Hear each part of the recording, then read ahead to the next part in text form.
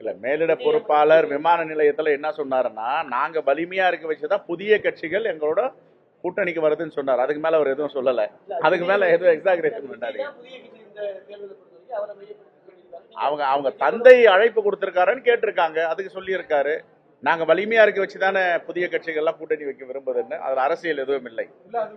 இப்போ மீண்டும் காங்கிரஸ் ஒரு வலுவான ஒரு பார்ட்டியா தொடர்ச்சியா தமிழகத்தில் இருக்கிறது பாத்தீங்கன்னா அந்த மகிழ்ச்சியை கொடுக்குதா?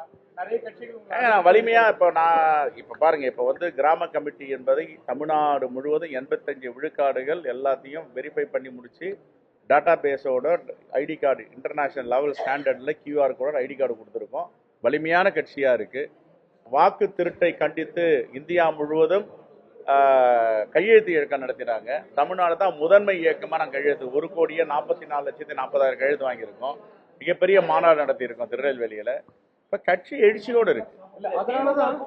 திமுக காங்கிரஸ் கருத்து மோதல்கள் அதிகமாயிருச்சு, விரைவில் கை நழுவக்கூடிய சூழல் உருவாயிருக்கு. திரு எடப்பாடி பழனிசாமி பேசியிருக்காரு, பேசியிருக்காரு. அவரு தமிழ்நாட்டு மக்களிடம் கொஞ்சம் கொஞ்சமா நழுவி போயிட்டே இருக்காரு.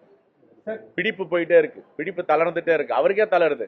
தமிழ்நாட்டு மக்கள் ஏற்கனவே 10 தோல்விகளை கொடுத்திருக்கிறார்கள். இன்னும் இந்த தோல்வியை கொடுத்தா என்ன ஆக போகுதுன்னு இருக்காரு. ஆகையால அவருடைய பகல் கனவு எதுவும் பலிக்காது. பாஜகவோடு சேர்ந்து கொண்டு பகல் கனவு தான் ஆச்சரியமா இருக்கு. வெற்றி பெறும் அப்படிங்கிற ஒரு நம்பிக்கையோடு இன்னும் நிறைய கட்சிகள் இருக்கிறது உங்களுக்கு எவ்வளவு மகிழ்ச்சியா இருக்கு? கட்சிகள் அது உங்களுக்கு ஒரு கூடுதல் பலமா பாக்குறீங்களா? அவங்களுக்கு சென்சா இருக்கணும். நாங்க வலிமையா இருக்கிறோன்றத காட்டுது, அவ்வளவுதான். நீங்க வலிமையா இருக்கிறத புதிய கட்சிகள் ஒத்துக் கொடுப்பது உங்களோட இருக்கிற நட்பு கட்சி உங்க கூட்டணிக்கு தலைமை தாங்கிற கட்சி ஏன் இவ்வளவு இழுத்தடிக்கிறாங்க? யார் சொன்னாங்க இழுத்தடிக்கிறாங்கன்னு? இழுத்தடிக்கலையே, இழுத்தடிக்கலையே, எங்கேயுமே இழுத்தடிக்கலையே. கரெக்ட். பேச்சுவார்த்தை நாங்க 2 மாசத்துக்கு முன்னாடி பேச்சுவார்த்தைக்கு போயிட்டு வந்திருக்கோம். இப்ப புதுடெல்லிக்கு போய் திராவிட முன்னேற்ற கழகத்தின் நாடாளுமன்ற உறுப்பினர் அம்மையார் கனிமொழி அவர்கள் போய் பேசிட்டு வந்திருக்காங்க. இன்னும் 2-3 நாட்களில் எங்களை அழைப்பதாக சொல்லியிருக்காங்க. பேச்சுவார்த்தை தொடருகிறது. அதிகாரத்துல பங்கு வேணும் அப்படின்னு ராகுல் காந்தி கனிமொழி வலியுறுத்ததா செய்தித்தாள்ல வந்தது.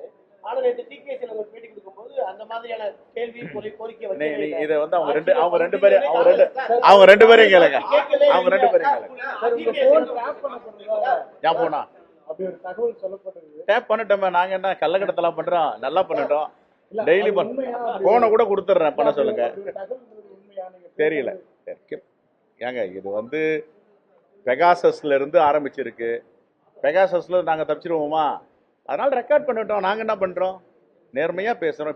இப்ப நாங்க அரசியல் என்னென்னலாம் கலந்துரையாடுறோமோ அதை நேர்மையா இங்க பத்திரிகையாளர்கிட்ட சொல்றோம்.